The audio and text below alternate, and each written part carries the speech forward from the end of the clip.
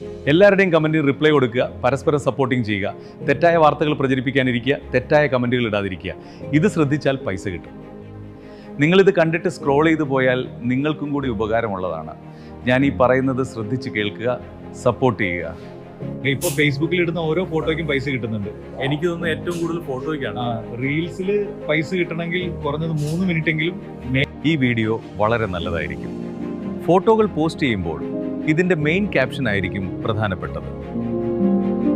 ഒരു ദിവസം ഒരു ആളുകളെ ആകർഷിക്കുന്ന ഒരു 10 പോസ്റ്റെങ്കിലും ഒരു ഫോട്ടോ ആയിട്ട് ഇടുകയാണെങ്കിൽ അതിൽ പൈസ കയറും, നല്ല ക്യാപ്ഷനോട് കൂടി.